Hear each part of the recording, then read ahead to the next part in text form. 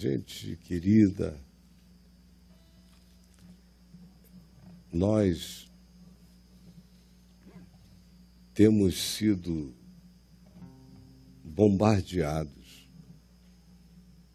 desde sempre, mas especialmente no século XX, depois da Segunda Guerra Mundial, cresceu no planeta Terra, a partir do implemento das artes de impacto coletivo, como o cinema, por exemplo, e a proliferação da imprensa, quando a gente tinha apenas o rádio, o cinema e a imprensa, que começou a se alastrar pela terra um mito, que sempre foi mito na alma humana, mas nunca tinha atingido os níveis de mitificação que atingiu nos últimos 80 anos na alma humana espalhada pela terra e praticamente de maneira unânime no ocidente do nosso planeta, onde nós habitamos, na sociedade judaico-cristã, considerada a mais evoluída tecnologicamente da civilização humana presente na redondeza da Terra. Que mitos foram esses? E eles foram apenas crescendo. Cresceram e crescem tanto mais quanto a comunicação se torne instantânea. Hoje, com a instantaneidade global da comunicação, vocês estão aqui sentados comigo, no Lago Norte de Brasília, no Distrito Federal, no Brasil, e a minha face está sendo vista em volta da Terra, de vocês também, quando ali dentro eles cortam para uma outra câmera, num close em alguém, ou numa panorâmica que pega todo mundo, de ângulos diferentes, e você só está sentado aqui, não está pensando em nada.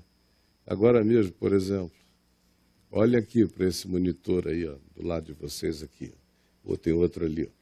Olha o pessoal que está lá atrás, que a gente não está vendo, a nossa amiga passando bem ali, e o outro está se assentando. Olha aí, olha aí. O pessoal na terra inteira está vendo você passar ali. Ó. É assim. Sim, fulano está lá na casa do Caio. Espero que não haja ninguém em volta da terra com restrições à sua presença aqui. Não é interessante? Instantâneo. Bom, essa instantaneidade prova apenas o que eu estou dizendo.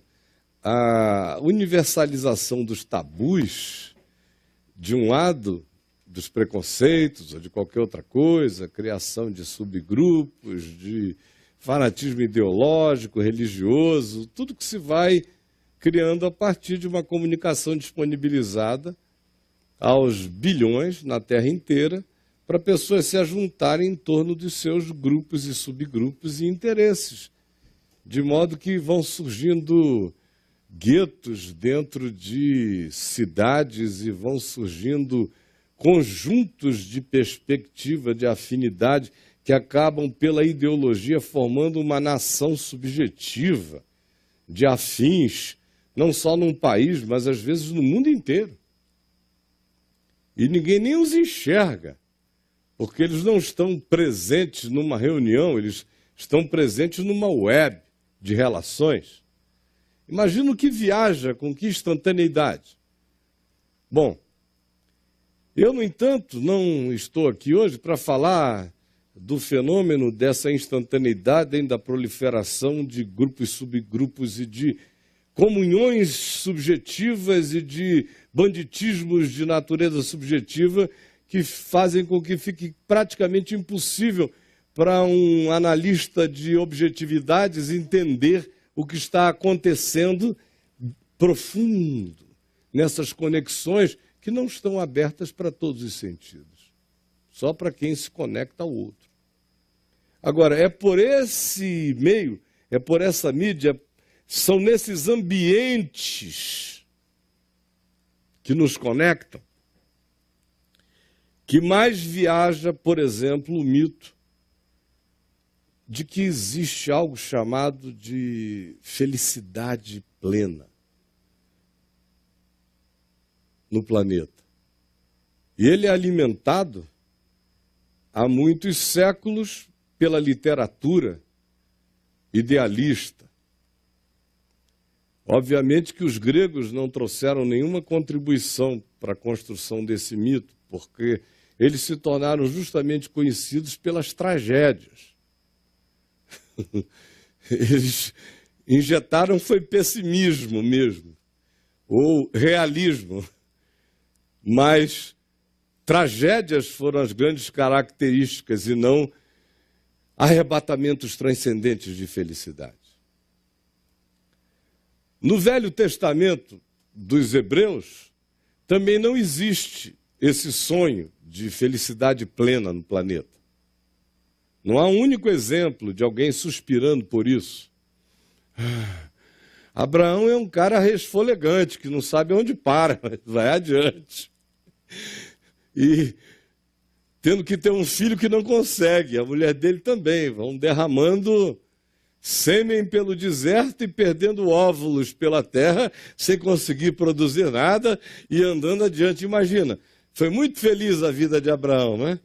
De acordo com os nossos conceitos ideológicos de felicidade. Você gostaria de viver a vida de Abraão, o pai da fé? Ser feliz como Sara? Está de brincadeira.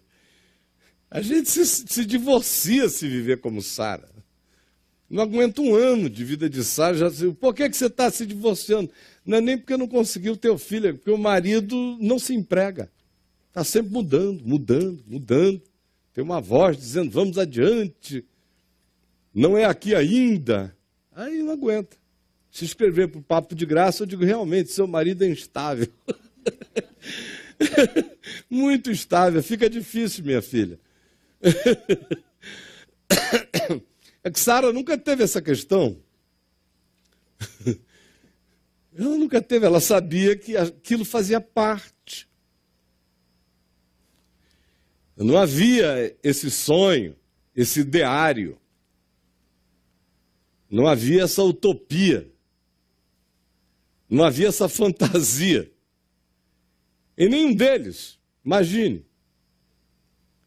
Se alguma esposa de patriarca, de Jacó, por exemplo, teve esse sonho de felicidade, daquela concorrência parideira de esposas e de esposas subcontratadas para parir, para ver quem ganhava a gincana do parimento de crianças. Era uma agonia só. E os filhos que vieram, que desgraça! Aqueles 12. E as mulheres que tiveram, meu Deus! E as meninas também, vitimadas, tragificadas, experiências de estupro, incesto, molestamento. Não existe isso na escritura do Velho Testamento. Noé, por exemplo, antes de Abraão, sai daquela arca, imagina, passar a vida fazendo uma arca. É um sonho de felicidade, né? Com um monte de gente chamando de idiota, otário, doido, insano, boicotando, e você lá na sua felicidade. Aí depois recebe aquele zoológico flutuante. E fica aquele tempo todo ali dentro. Fica tranquilo, porque no máximo é um gambazinho que passei aqui por cima, mas ele é puro e inocente. Esse é feliz, viu? Porque ele não tem expectativa. Aí, pois bem, Noé está ali vivendo aquela situação. Quando o negócio pousa, é em cima de uma montanha horrorosa, o Monte Ararat. 4.000 e tantos metros de altura. Pá, lá em cima. Aí desce, aí diz assim, o texto é rápido, dá a impressão que foi fácil. E desceu Noé da arca no dia tal. Então Noé plantou uma vinha. Então Noé bebeu do fruto da vinha e tomou um porre. Então o filho de Noé, chamado Cão, vendo seu pai nu, o texto hebraico sugere que houve um abuso. Para chegar ali já tinha sido um inferno. Nenhum de nós quer se auxiliar de Noé em nenhuma tarefa, antes, durante e depois do processo. E longevidade ali era sinal de desgraça, porque o cara ia aguentar séculos de tormento. Aí Noé planta uma vinha. Quanto tempo você acha que você leva para plantar uma vinha e colher uva e fazer vinho? São alguns anos, meus queridos. Parece 2 versículos. É fácil, vida de Noé, 2 versículos. Já estava Noé saindo da arca e plantou uma vinha. Aí a vinha. Aí Noé aperta um botão. Aí Noé. É mais ou menos a nossa fantasia. A gente nem imagina, porque não pensa. Porque tudo é mágico na cabeça da gente.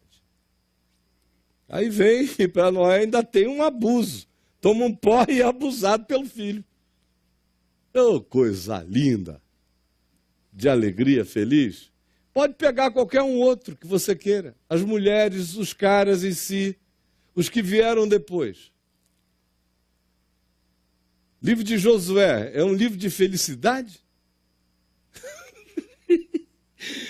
Invade, consegue, não consegue, tem que conviver, é guerra e tal. Juízes, mostra aquela sequência de que de 20 em 20 anos, 40 em 40 anos, começava tudo outra vez.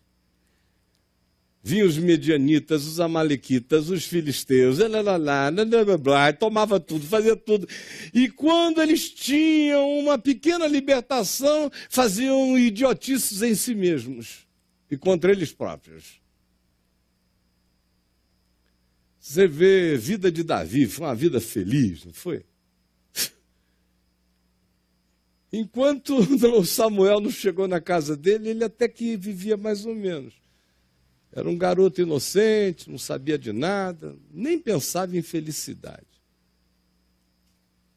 Ele pensava nas atividades, nos deveres, e carregava no coração um espírito espontâneo em relação a Deus. Era o melhor que ele tinha, o melhor que ele provou. Depois que Samuel chegou lá e o ungiu, disse, tu és o cara? Meu Deus, a vida dele virou um inferno. Um inferno. Aí já se embola com um Golias. Aí tem a desgraça de virar da noite para o dia herói nacional. Você já pensou? Ser herói nacional é uma miséria. Você está sequestrado pela paixão de um monte de gente falando a frase do Pequeno Príncipe para você de dia e de noite. Tu te tornas eternamente responsável por aquilo e aqueles que cativa. Aí o cara entra numa. Eu estou aqui para vos servir. Aí começa.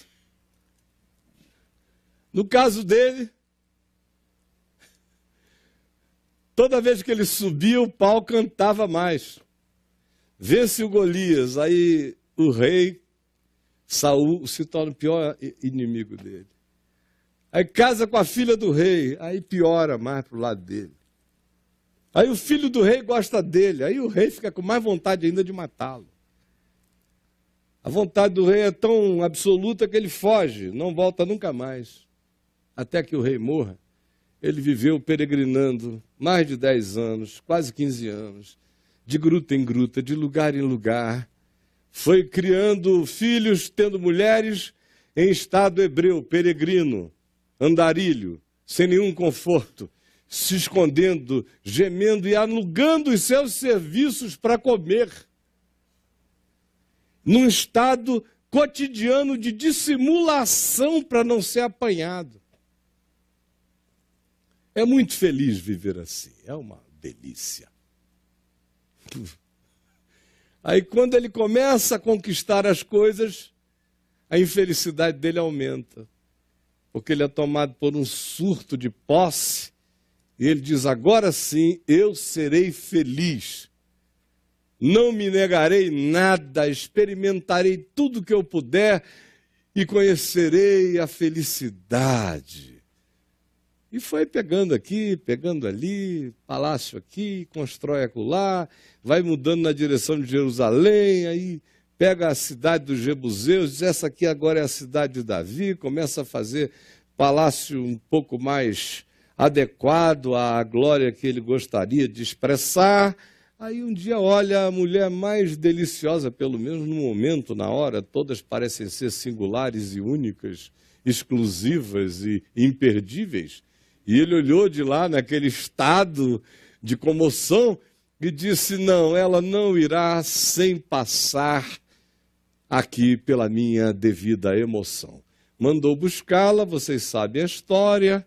Dali em diante começa uma sucessão de incapacidade de Davi de se relacionar com qualquer pessoa no âmbito da sua intimidade, porque ele se sentiu completamente relativizado, conseguiu até se saber perdoado por Deus, mas não conseguiu restaurar o seu ânimo paterno para lidar com os seus filhos, e foi só gerando frouxidão, frouxidão, frouxidão. Acaba que a existência dele até a velhice é de tristeza em tristeza, vendo que os seus filhos fizeram numa sucessão onde teve de tudo, de fratricídio e morte, assassinato entre eles, a incestos, a tentativa de filho, de matar o próprio pai, sublevação de Estado, tudo produzido pelos meninos. E depois da morte dele ainda houve mais calamidade.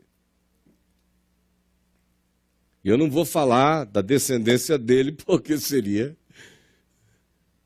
infinda a descrição do pioramento das experiências desses indivíduos, como figuras públicas e no nível pessoal, íntimo. Agora olha aqui para mim. A gente chega no Novo Testamento e fica com a esperança de quem sabe aí melhore, né?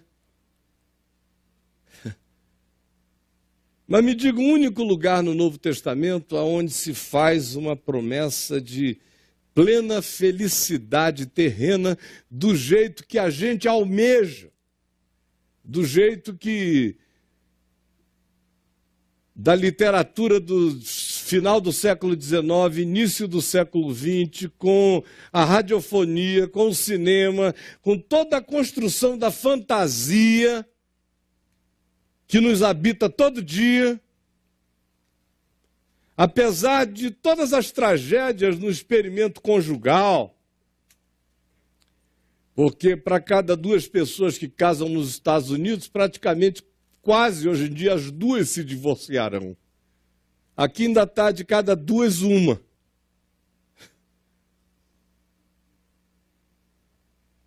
Já tem lugares onde a média é maior. Para cada pessoa que casa, haverá 3, 4, 5 divórcios. Apesar dessa falência e da consequência disso no modelo familiar, que vai ficando todo arrebentado, fragmentado, sem comunicação, com quebras, são famílias que nunca mais conseguem fazer as mesmas sinapses relacionais de antigamente e se tornam entes neurais que não se falam, que mal se encontram. Apesar de toda essa falência que a gente assiste de outro lado, isso não produziu a morte da fantasia, da felicidade absoluta entre nós. Porque essa vontade de felicidade absoluta passa fundamentalmente por algumas áreas vinculadas à conjugalidade, à família, e ela se estende muito mais. O leque que se criou, a diversidade de promessas, de expectativas, de alcances, de realizações, se tornou infinitamente maior. Por exemplo, quando você pensa em Abraão, um homem do Velho Testamento como um homem rico no tempo dele, se você o trouxer para cá hoje, ele é um infeliz que ninguém quer mudar aqui de vida com ele. Vivendo lá no cantinho, cuidando, dormindo numa tenda, aquela coisa, sem água, sem chuveiro, sem caixa d'água na cabeça, sem nada. Cocô no chão, cobre com terra, limpa sabe Deus com o quê. E é um homem rico, com as cabras, aquele bando de menino, catarro, vem. Não, isso é só uma descrição de quem achava assim, porque vivia uma vida muito menor do que a dele. Mas para a maioria de nós hoje, não é nem de longe um bom negócio. Até os homeless de São Paulo estão dizendo, não quero dar muito trabalho, viver como eu já vivo, com muito mais preocupação do que eu tenho. Não é um bom negócio. Mas o mito só cresce. Porque é praticamente obrigatório, no imaginário da concepção de felicidade, já foi maior a cobrança ou a indicação de que tinha que ser do modo que eu direi, mas até hoje, mesmo tendo diminuído, ainda é forte isso. Por exemplo, se não toda, mas a maioria das mulheres tem que casar. Isso, mesmo que a família esteja dividida, arrebentada, mesmo que isso já não tenha mais nada a ver com a evolução biológica da civilização humana, porque já não tem. Já não é mais uma questão de evolução biológica linear. A gente passou dessa, a gente está na área nuclear, a gente está dentro do gene. Mas assim mesmo olhando em volta e vendo que para cada dois, um se separarão, ou que é só no terceiro ou no quarto experimento que, quem sabe, alguém conseguirá andar com um relativo equilíbrio, um equilíbrio de Chaplin. Enquanto caminha na existência, a gente continua a crer nesse mito. Aí toda mulher se cobra, a menos que ela tenha encontrado a namorada dela. Porque se ela não for uma mulher de namorada, ela se cobra ser uma mulher que tem um homem. E tendo um homem, ela se cobra ter um filho. É por isso que a gente vê o pessoal tentando resolver tudo na vida, aí quando chega aos 40 anos, consegue casar, aí vai tentar ter um filho in vitro, em intervenção de tudo que a gente tem que chegar lá para fechar essa coisa. A vida continua muito básica em relação aos estabelecimentos dos mitos a serem alcançados, como troféu de sucesso, como alcance pessoal na vida. Casar é outra coisa obrigatória. A pessoa acha que tem que casar. Nunca se perguntou se ela tem alguma coisa a ver com casamento, significando amizade, fidelidade, bom humor mútuo, tentativa de facilitação da vida um do outro, porque se querem bem e se tornaram um, portanto não se boicotarão, porque seria tão louco quanto eu começar a dar soco em mim mesmo. Quem quer que compreenda que casamento é no mínimo isso e tem que ser isso, tem que olhar para dentro de si mesmo e ver, eu dou conta disso, eu não consigo namorar assim. Porque como é que eu vou conseguir casar melhor do que eu consigo namorar? Por que eu conseguirei ser melhor com essa pessoa do que eu consigo ser com a minha mãe, com meu pai? com quem convive comigo. Que mágica é essa que vai me fazer ser sofrivelmente um ser humano, ou mesmo ruim em muitos aspectos da minha vida, mas que unido a alguém eu ficarei extraordinário? É magia. É magia. É puro mito. É fantasia. Ou existe essa obrigação extraordinária de ter filhos. Nós estamos vivendo numa época em que, se Paulo estivesse vivo aqui, ele diria o que ele disse aos Coríntios.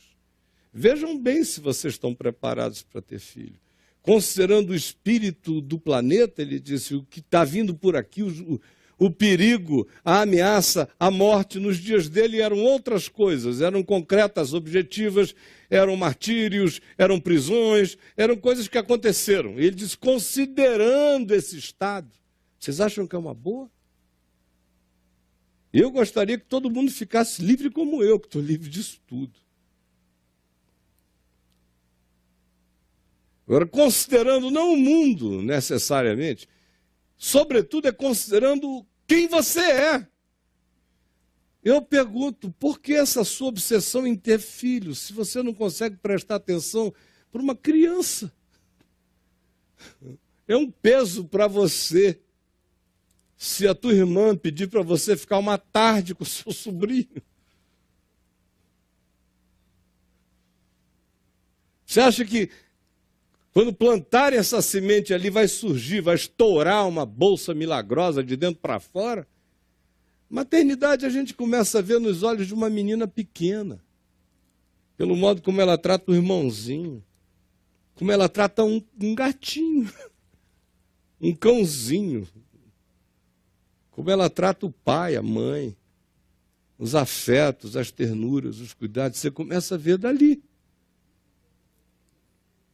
É claro que quando uma mulher está impregnada de uma vida, há uma transformação no processo intenso, mas tem que encontrar uma base psicológica para que tal coisa se opere. É por isso que cada vez mais você encontra pessoas fisicamente saudáveis para gestação e para darem à luz, mas psiquicamente inférteis de maternidade e de paternidade. Não é biológico o problema, é esterilidade psicológica e espiritual, cada vez mais.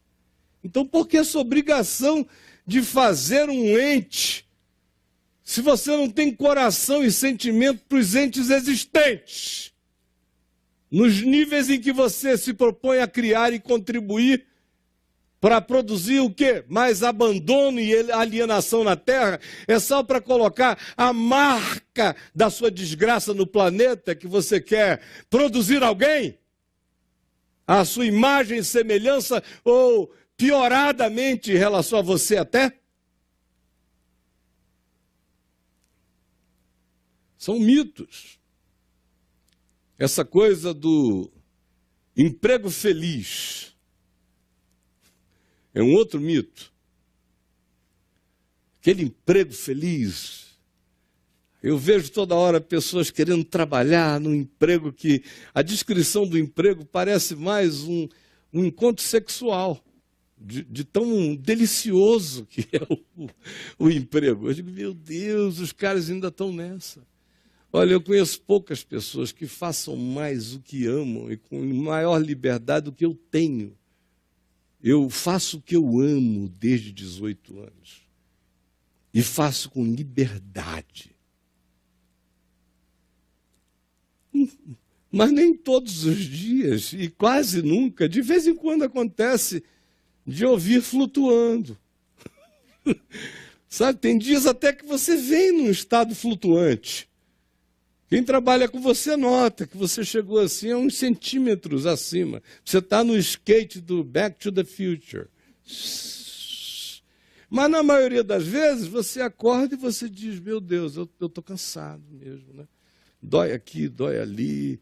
Você está com a mente cansada, você está vivendo há muito tempo com a mesma intensidade, tem desgastes.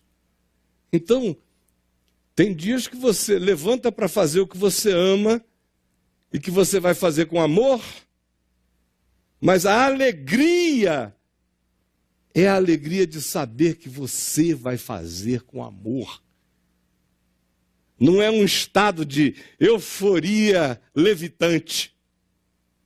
Ao contrário, você tem que sair e às vezes até contra os estados levitantes, naqueles dias em que você está em estados de sucção de gravidade, de peso. Mas você vai fazer o que você ama. Não vai levitando necessariamente. Vai caminhando. Mas esse mito de que é possível viver isto, você assiste 1h50 da vida de uma pessoa que você admira, aí tudo é reduzido a piores momentos lindos da sua poesia descritiva e melhores momentos sublimes. 1h50, a mente faz logo edição, vai ficando só com os desfechos lindos e sublimes. E fica com a impressão de que existem pessoas que ganharam na loteria dos frisamentos de felicidade em estado de alegria, de euforia ou de serenidade inabalável. E eu nunca encontrei tal pessoa até o dia de hoje. Nem na Bíblia e nem na terra.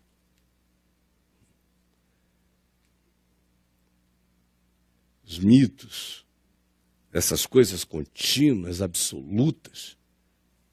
Por exemplo, do amor como um estado de planificação sublime. Uma mulher e um homem se encontraram.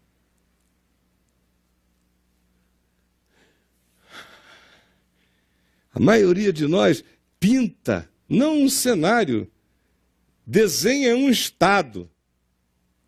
É um estado de um conforto, de um abraço, de um sorriso, de uma afirmação validadora, de um gozo que dure, de um brilho que nunca cesse, de um sorriso que não seja frisado como o do Coringa, do Batman, mas que traga a vida contínua de uma alegria perene. E eu também nunca encontrei essas pessoas. Até hoje, amando profundamente a minha mulher, não vivi um único dia depois dos nossos primeiros anos. E olha que já nem nesse período, porque a gente viveu os nossos dias mais intensos de testosterona, de oxitocina, de dopamina, de tudo que diz respeito à explosão poderosa do desejo e do bem-estar em levante, da usina química do prazer feliz, muito tempo. Aquela intensidade que parecia que nós éramos anômalos em relação ao fato de que aquilo foi passando do primeiro ano, segundo ano, terceiro ano, quarto ano, quinto ano, foi atravessando, enquanto a gente apanhava de todos os lados. Filho morre, gente, é perseguição, é isso, é aquilo. Eu não quero descrever. E a gente vivendo.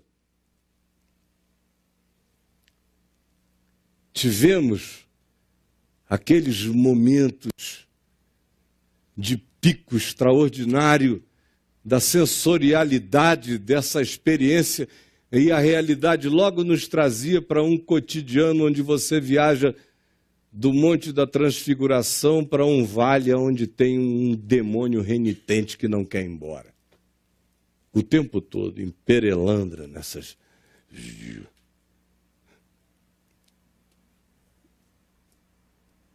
Mas tendo que aprender a acordar para viver a alegria grata desse encontro, com dores, com perdas, com choros, felicidade cheia de lágrima e de dor, de alegria, de amor e de opressão de todos os lados. Uma combinação impensável, fazendo a gente viver a bênção da relatividade do nosso poder de experimentar qualquer que seja a impressão de plenitude.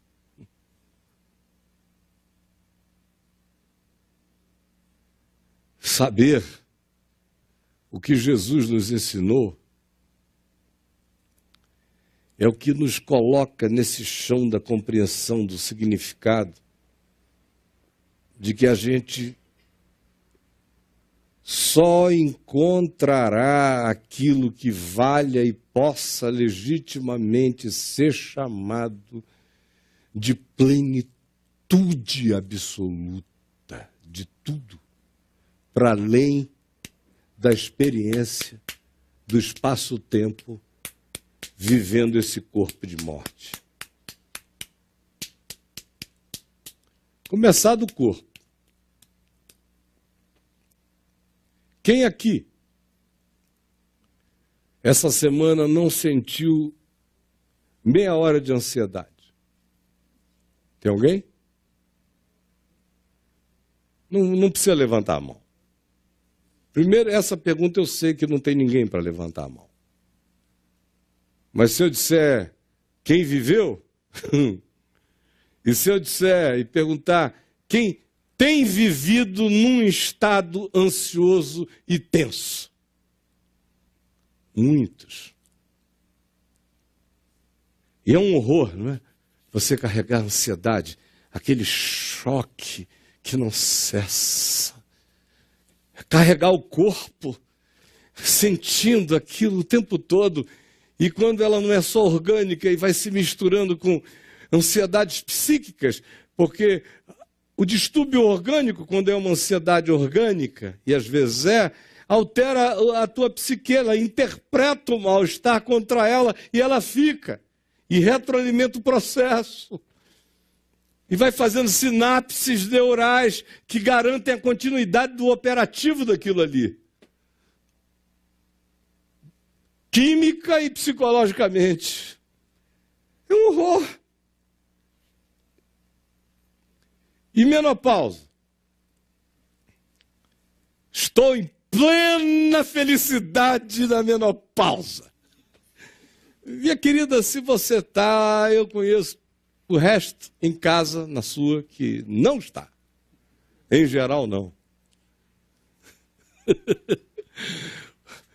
O marido diz, bom, está diminuindo a produção de hormônio em meu favor e está crescendo a produção de hormônio contra mim. Então ele não está afim. Os filhos também dizem, meu Deus, o negócio está muito intenso aqui, está nervoso, está gritado, está isso, está aquilo. Porque é um corpo de morte, minha irmã. É de morte. Teu também. Já teve 15 anos, você tinha mais tesão do que músculo. Aí você chega numa determinada idade, aí diz, ó Senhor, obrigado pelo Viagra. Porque o corpo é de morte. É de morte. Está todo mundo em estado de morrente. Aí dói. Vai doendo. A maioria, até partir, vai sentir dor partindo. Não é essa a realidade estatística da nossa volta? Tem alguns que partem ou num acidente, ou numa subtesa de uma chamada morte súbita. aí não sentem dor física, mas a maioria não morrerá, irá morrendo. E a gente vai sentindo.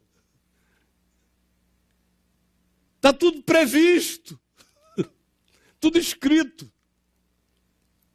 Não era para haver mito nenhum na nossa cabeça.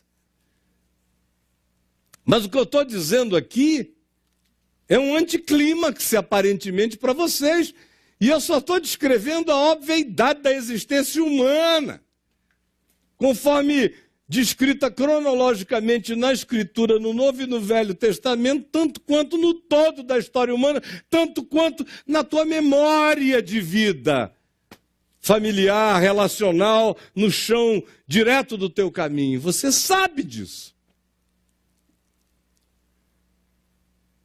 Mas é por isso que aqui o número de pessoas é esse. Porque se eu estivesse dizendo o oposto, a rua ia ter gente fazendo volta, ia estar a maior confusão aqui. Se eu dissesse, olha, amanhã começa a campanha da suspensão disso, da aquisição daquilo, aí... Porque nós nunca fomos tão primitivos quanto no auge momentâneo dessa nova era tecnológica. Tecnologia cresceu, mas o primitivismo do nosso sonho mítico e da nossa fantasia só aumentou. Por que eu estou dizendo isso? Porque quanto mais fantasia, mais frustração. Quanto mais ilusão, mais depressão. Quanto mais mitificações, mais abismamentos de fracasso, de falência na experiência panicada do coração. Quanto mais a ideologia das plenitudes, mais consumo de drogas. Quanto mais a impressão de que existem pessoas na Terra que não sentem a dor que eu sinto, a ansiedade que eu sinto, que não são fustigadas por nenhuma das relatividades que me acontecem e que acontecem à maior parte de nós. Enquanto houver dentro de nós essa impressão de que existem seres constituídos e experimentando e vivendo um estado de superioridade planificada, tanto mais quanto se crê nisso, mais miserável o indivíduo se torna, porque a existência implacável fará você não alcançar o que não existe e, portanto, não é alcançável, conforme a produção dos mitos da sua idealização. Aí aumentam também os suicídios. E o ser humano vai ficando cada vez mais fraco. Quanto mais culto mítico, menos rigidez, menos capacidade de enfrentar a realidade, de lidar com a vida, com aqueles que nascem saudáveis e com aqueles que nascem não saudáveis, com aqueles que não dão tanto trabalho, com aqueles que dão muito, com aqueles que morrem cedo e com aqueles que morrem longevamente.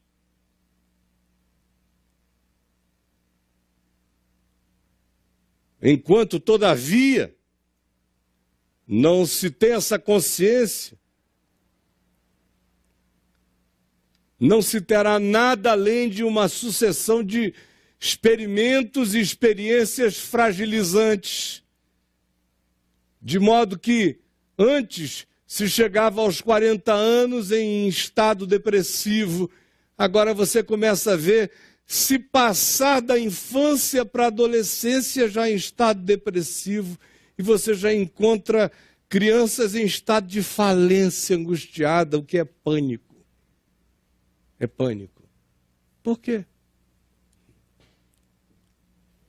Aí você diz, bom, Caio, você me trouxe até aqui para ouvir isso. Agora que eu vou começar a falar. Preste atenção. Abra aqui, ó. No Evangelho de João, no capítulo 16.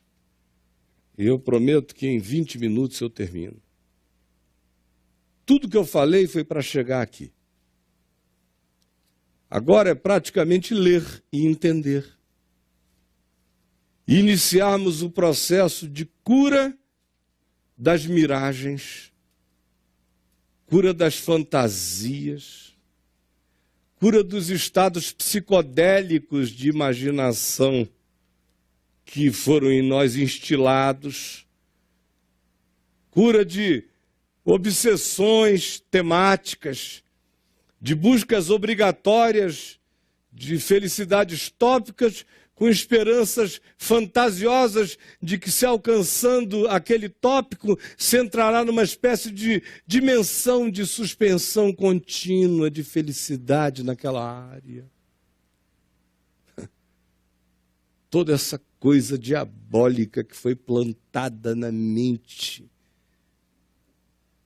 ilusiva e fantasmagórica da maioria de nós, razão pela qual a existência implacável vai fazendo vítimas depressivas, suicidas, angustiadas, entristecidas, falidas, decepcionadas, amarguradas, por todos os lados.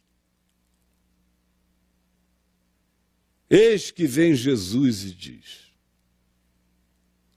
tenho-vos dito coisas difíceis que ele vinha dizendo antes. A última delas foi: vocês serão odiados. Isso é uma coisa extraordinária, né? Você chegar e formar discípulos dizendo: vocês nunca serão amados, a não ser uns pelos outros. Chega numa situação em que ele diz depois: nem uns pelos outros. É um futuro extraordinário, né? Que ele divisa para nós como experiência no espaço-tempo. Na realidade, ele só vem a dizer que as coisas vão se tornar o que as coisas tornar-se-ão depois de toda a constatação da implacabilidade da manifestação da realidade contra a fantasia humana. E então se verá o Filho do Homem vindo nos céus com poder e grande glória. E só então começa o tempo onde o possível se torna possibilitado e a promessa se torna realizada. E tudo que é relativo passa a ser absorvido pela vida. E o corruptível é absorvido pelo incorruptível. E o corpo de morte ganha o corpo da ressurreição. E a confusão da alma é substituída pela luz absoluta do Espírito de Deus em nós. Jesus diz: tenho-vos dito essas coisas, que vocês serão odiados sem motivo. Mas também eu digo que eu estou mandando o Espírito da verdade, o Consolador. Vocês serão consolados com verdade, não com ilusão. Tenho-vos dito estas coisas para que não vos escandalizeis. Vocês vão ser consolados com verdade, não com ilusão, não com fantasia. se quiserem ser discípulos de Jesus. Ou então não venham mais aqui, porque eu não tenho fantasias a oferecer, como Jesus não tinha. Eu estou dizendo como a realidade é, para que vocês não se escandalizem, não caem em frustrações chocadas. Faz parte que seja assim. Eles vos expulsarão das sinagogas. Aí você diz, bom, eu nunca tive essa experiência. Como não? Sinagoga é qualquer poder constituído que exacerba esse poder, querendo controlar, manipular, determinar, condicionar, impor e inocular pensamentos, convicções na alma de um outro e controlá-lo assim. Esse é o espírito no Novo Testamento de como a sinagoga aparece. Qualquer coisa que tenha esse espírito, carregue esta finalidade, não importa qual seja o tema, seja da sinagoga judaica, a igreja cristã, a mesquita, a tua família, ou a quem quer que na tua vida pratique isso, ou qualquer que seja o poder que se institua com essa força contra a vida, com esse poder de expulsar, de segregar, de afastar, de excluir, representa essa potestade. E eu estou dizendo isso para que vocês não se escandalizem, vai ser assim. Vocês vão ter esse tipo de embate. Chegará a hora em que vai ter gente que todo o mal que fizer a vocês, o que disser a respeito de vocês, acha que está fazendo uma coisa boa. Isso eles farão porque eles não conhecem o Pai, nem a mim, nem o Evangelho, nem a verdade. Quem não conhece a verdade pode agir assim. Seja ele quem for, religioso e irreligioso, de dentro, de fora, de qualquer lugar. A gente só é mudado na verdade, só é consolado na verdade. Quem não anda na verdade, segundo o espírito do amor, ensinado por Jesus, pode tratar qualquer um assim. Expulsar, perseguir, impedir, fazer tropeçar. Ora, estas coisas vos tenho dito para que quando a hora chegar, quando vocês experimentarem, vocês se lembrem de que eu disse que seria assim. Eu não comecei a dizer isso para vocês desde o princípio, porque eu estava com vocês. Eu segurava, eu protegia, mas agora eu vou. Chegou a hora de eu largar a mão, de vocês virarem gente. Chegou a hora de separar meninos dos homens. Mas agora eu vou para junto do Pai. E por isso vocês vão ter que aprender a andar. Mas saibam disso, eu vos digo a verdade. Eu vos digo a verdade. Não vou construir fantasia, não existe campanha para suspender a realidade. Nenhum dízimo suspende, nenhuma mandinga de crente, nada. Jesus não conhece essa feitiçaria. Por isso ele diz, depois de dizer isso tudo ali, eu estou dizendo para que vocês não se choquem. E saibam, eu vos digo a verdade.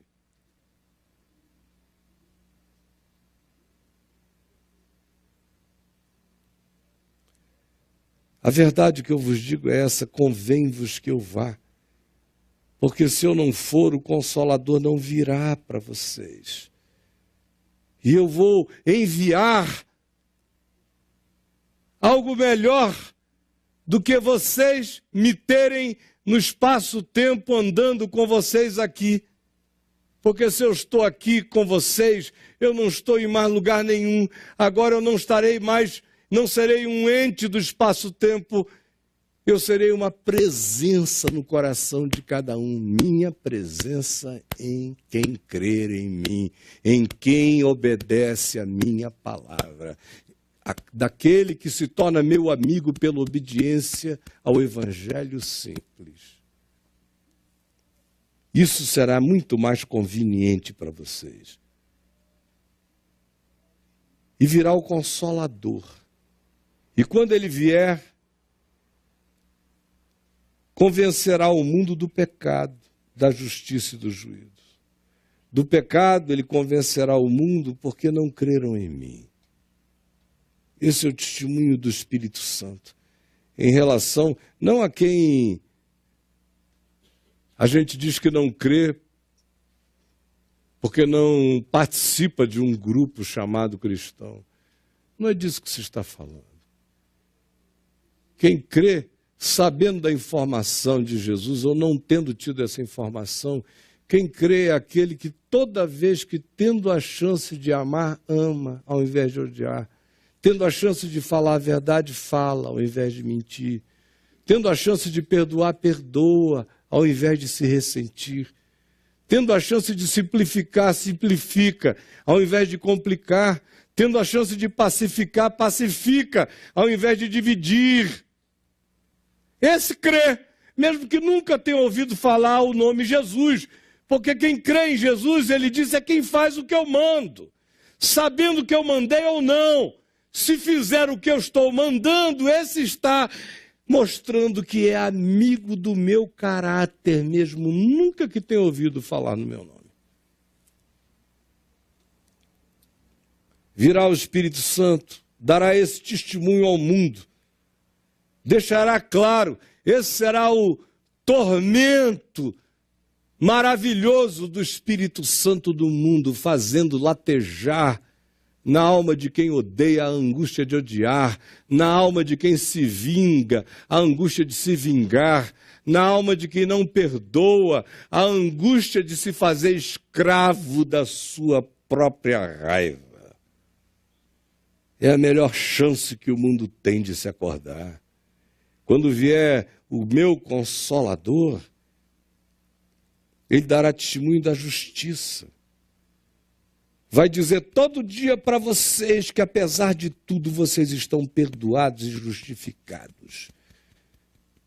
Vocês são selados pela justiça que eu conquistei. É o testemunho que o Espírito Santo vai dar em vocês. E também, quando ele vier, ele convencerá o mundo do juízo. Porque o príncipe deste mundo já está julgado. A certeza é esta.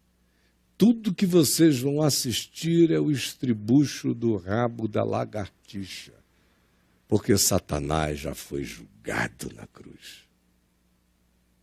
Tem ainda muito a vos dizer, tudo sobre realidade, verdade. O que consola é a verdade, não é o engano, não é a fantasia. Mas vós não podeis suportar agora.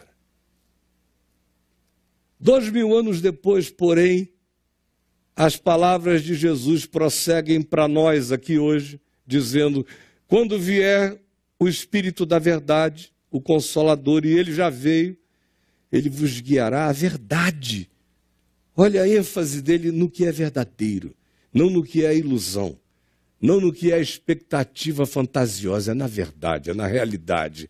É quem abraça a verdade é que é liberto, é quem abraça a verdade que não é enganado, que não se escandaliza. E ele diz, e eu vos digo a verdade.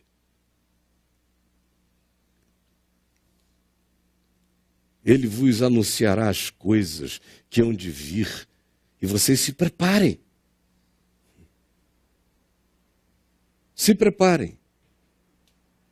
No verso 22, ele prossegue dizendo,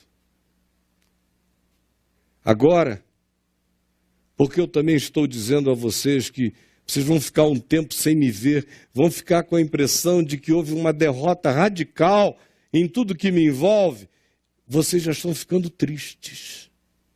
Mas eu estou dizendo a vocês que isso vai acontecer.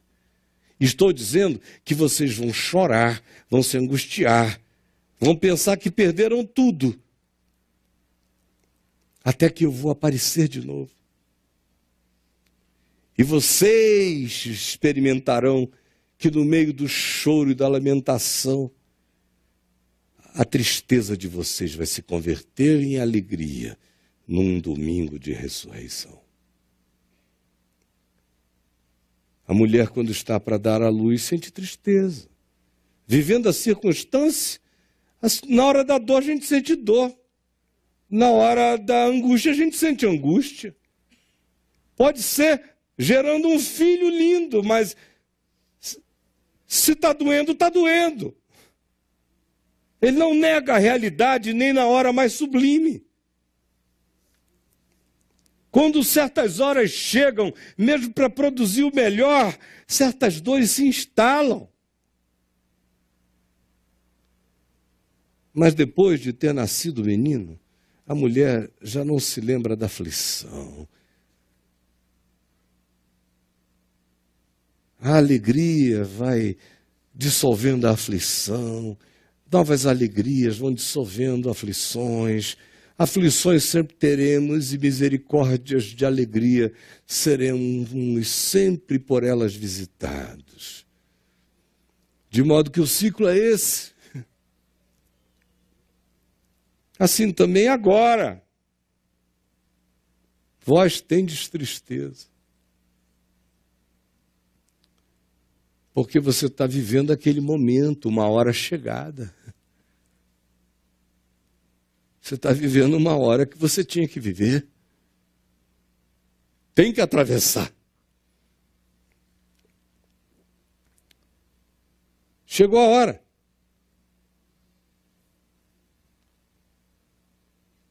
Assim também agora vós tendes tristeza, mas isso não vai durar para sempre. O ciclo é esse. Outra vez vós me vereis. Outra vez vós me vereis. Outra vez vós me vereis. Outra vez vós me vereis, e a vossa alegria se renovará, o vosso coração se alegrará, e a vossa alegria vai crescer na verdade, na realidade. E quando a alegria que vocês tiverem for filha da consolação, na verdade, na realidade, e na esperança de que outra vez nós o veremos. A noite passa. As misericórdias do Senhor são a causa de não sermos consumidos. Elas se renovam a cada manhã. A tristeza pode durar a noite inteira, mas a alegria vem com o amanhecer. Outra vez eu vos verei. Alegrai-vos na esperança da glória de Deus, e não somente isto, mas também nas próprias tribulações, sabendo que a tribulação produz perseverança. E a perseverança produz experiência. E a experiência produz esperança. E que a esperança já não nos confunde. Quando crescemos nela antes, o Espírito de Deus vai nos plenificando, derramando mais e mais dessa certa alegria que não é filha de nenhuma fantasia, mas da semeadura crescente da verdade e do enraizamento dela como consolação em mim. Quando a gente chega nesse ponto, ele diz, naquele dia nada me perguntareis mais. Você chega aí pela fé, acabam as perguntas, acabam as questões, acaba esse negócio de mito, de felicidade. Ai, meu Deus, Senhor, se tu não me deres um marido, eu morrerei frustrado. Oh, Deus, para que eu nasci, Senhor, se eu não vou deixar um curumim no mundo? Ai, Jesus, como é que eu marcarei meu nome na história? Olha o menino do Facebook, era só um garoto. Hoje é uma figura mundial, é quase um Alexandre o Grande da cibernética. Eu queria tanto ter um destino desse. Ah, quando esse evangelho chega, acaba a palhaçada. Acaba a comparação, acaba o poder do curso deste mundo, na fantasia e na produção idiotada da nossa existência. Aí Jesus diz, naquele dia nada me perguntareis. E em verdade eu vos digo que a partir dessa compreensão, vocês vão aprender o significado de terem alegrias decorrentes da comunhão com o Pai, de falar direto com Ele, de vendo a sabedoria dele ir se metendo nos intestinos da realidade, penetrando tudo, até que de repente começa a aparecer o fruto sutil de bondades que a gente não podia jamais prever, mas que não são drogas de histeria de felicidade. Até porque em Jesus felicidade não é um estado de euforia, felicidade é uma serenidade segura, é uma confiança pacificada no coração. Isto é felicidade.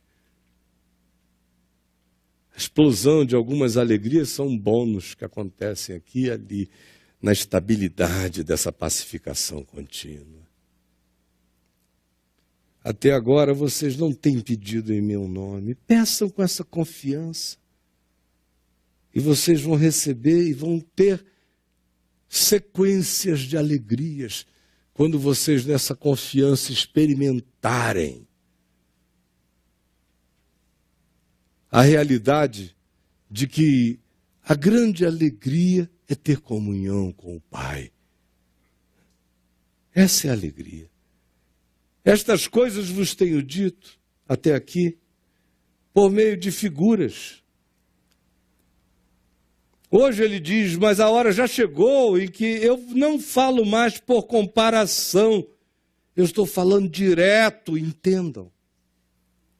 E quando esse dia chega, a nossa certeza de que a nossa grande felicidade é a comunhão com o Pai se estabelece em nós. Porque a gente aprende então que o grande prêmio da vida não são obtenções nem conquistas quantificáveis, mas essa alegria de comunhão perene, de casamento eterno com o amor de Deus. Sabendo que o próprio Pai vos ama, visto que me tendes amado, e tendes crido que eu vim da parte de Deus, vim do Pai e entrei no mundo. Todavia deixo o mundo e vou para o Pai. Saber disso e saber que eu e o Pai fazemos morada em vocês é a felicidade que sereno ser, sem fantasias. Aí os discípulos disseram uma bobagem. Como sempre, né? Está tudo bem enquanto Jesus está falando e eles estão ouvindo em silêncio. Aí Jesus dá uma paradinha, disseram os seus discípulos, a gente falando agora. Agora é que falas claramente e não empregas nenhuma figura de linguagem. Ai, meu Deus. Crente é um caso sério. Agora vemos que sabes todas as coisas. Agora, cara. E que não precisas de que alguém te pergunte. Por isso cremos que de fato vieste de Deus. É retardo puro. Respondeu-lhe Jesus, credes agora? Tem uma ironia nesse credes agora. Credes agora? Não pode ter certeza. Você está pensando que esse credes agora é o quê? Credes agora? Não, só um panaca falaria assim. Depois de uma idiotice dessa, o Jesus que a gente conhece por esses 4 evangelhos usa de uma ironia. Credes agora? Puxa! Legal! Olha como é que ele diz para provar que foi uma ironia. Eis que vem a hora. O que ele está dizendo é, gente, isso é fantasia. Vocês falaram isso só porque vocês tinham que falar alguma coisa. Essa mania de dar uma resposta à altura. Vocês não entenderam ainda nada. O que eu estou dizendo é que vem a hora e já chegou. Vocês que estão dizendo agora nós cremos, agora tu falaste, agora nós entendemos. Fiquem sabendo, o processo só termina quando eu disser que ele acabou, na hora que eu pegar vocês e puser bem diante da minha face e disser, entra, benditozinho do meu Pai. Toma posse do reino que eu comprei com meu sangue para ti. Aí sim, antes disso, ninguém entendeu tudo. Tudo ainda é relatividade. A maior compreensão ainda é pequena. O maior amor ainda é mínimo. A maior fé ainda é nada. A maior esperança ainda fraqueja. A melhor fidelidade ainda não é absoluta. Por isso é que eu digo para vocês que acham que atingiram alguma coisa, vocês vão ter que crescer de verdade em verdade, porque se vocês pararem numa delas, vocês mergulharam outra vez no pântano das fantasias. E vocês estão parando, pensando que isso aqui gerou completude. Agora está completo, agora não é mais relativo, agora é absoluto. E Jesus está dizendo, vocês serão relativos até o fim.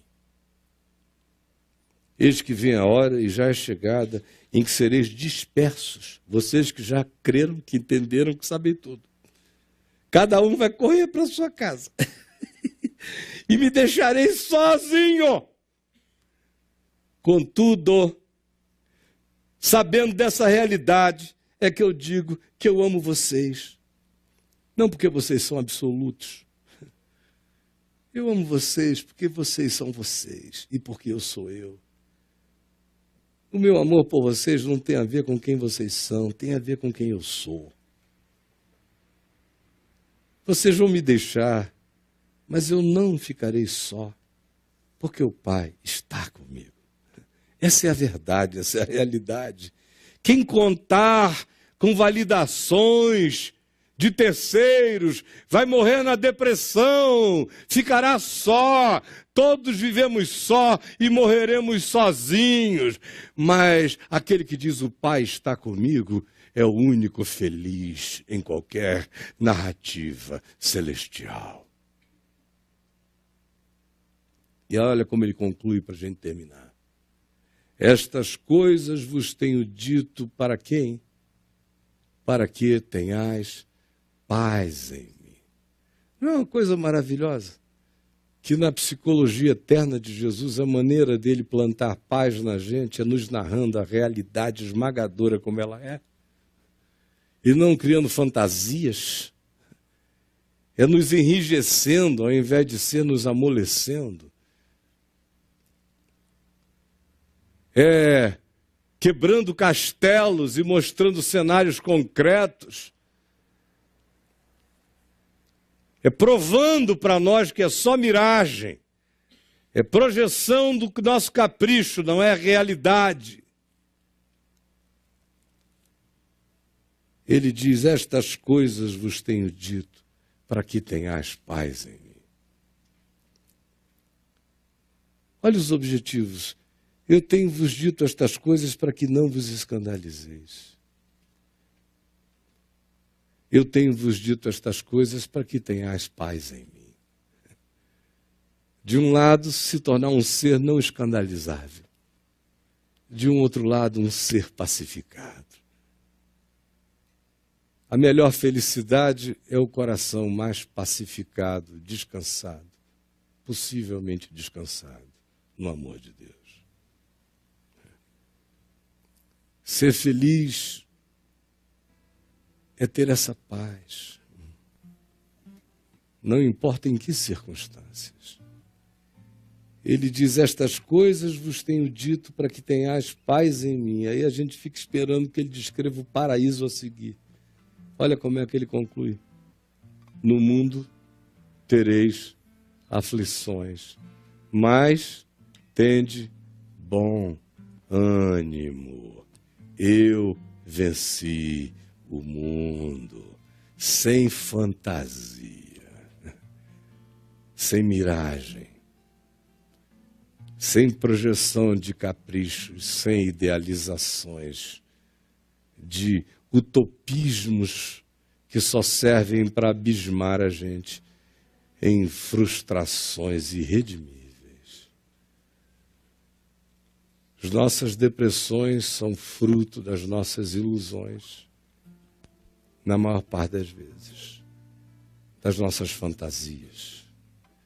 E os nossos pecados piores são frequentemente praticados na busca obsessiva da eterna felicidade, como algo que funcione semelhantemente a um estado de injeção de uma euforia conquistadora, sedutora e atraente, que fizesse tudo entrar em estado de suspensão e contribuir com a gente. Pobre daquele que assim vive. Jesus diz: eu vos tenho dito estas coisas, porque só assim vocês vão ter paz em mim. A paz de vocês tem que ser em mim, tem que ser na minha palavra. No mundo, todos vocês, em áreas diferentes, de modos diferentes, os que têm, os que não têm, os que podem mais, os que podem menos, todos tereis aflições. Os mais pobres têm certos tipos de aflição, os de classe média têm outros tipos de aflição, os de classe alta têm outros. No fim, tudo é aflição. O pobre olha para a aflição do rico e diz: não, a dele é muito mais fácil. Mas eu quase nunca vejo um pobre se suicidar e quase sempre eu vejo ricos se matarem.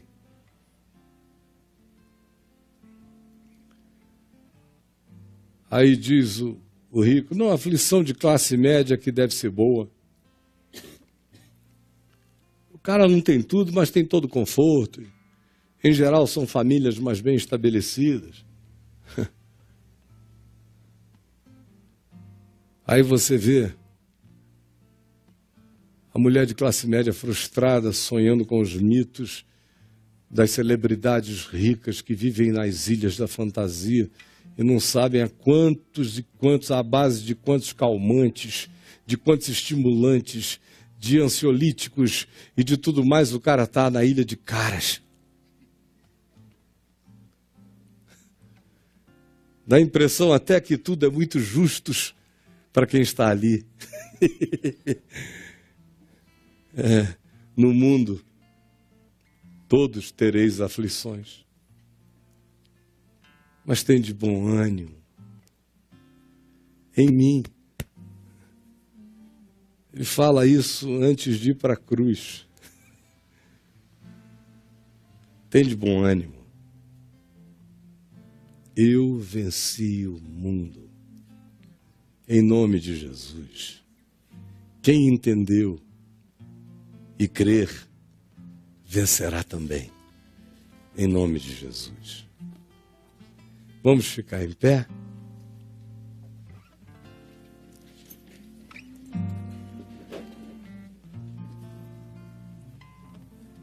Vamos dar as mãos e vamos orar. Senhor, dá que esta palavra, que é palavra de verdade, da verdade, tenha trazido plataforma de cura para a nossa vida hoje e para a manutenção da nossa saúde mental, existencial, psicológica, espiritual, num tempo em que o grande e mais profundo mal é o vazio, é a depressão, é a frustração, é o contrato de calamidades que a gente faz baseado nos mitos das nossas obrigações e necessidades impostas, sabe lá por quem na cabeça da gente.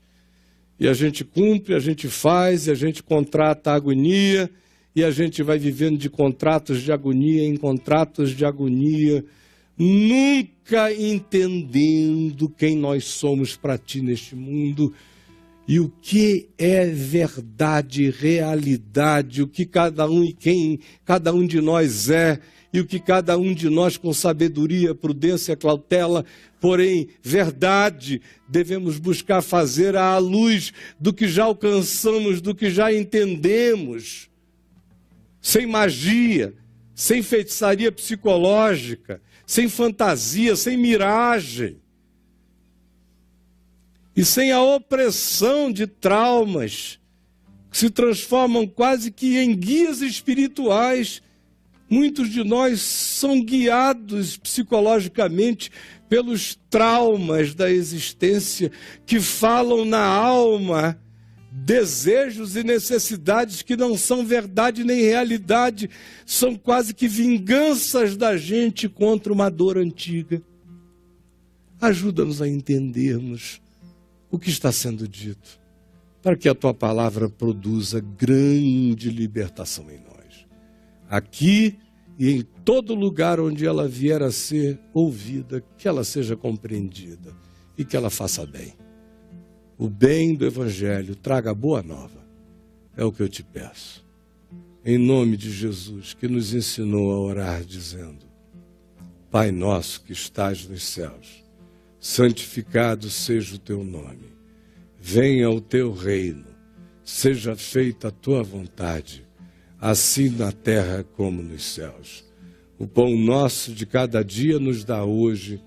Perdoa as nossas dívidas, assim como nós perdoamos os nossos devedores. E não nos deixes cair em tentação, mas livra-nos do mal. Pois teu é o reino, o poder e a glória para sempre. Amém. Amém.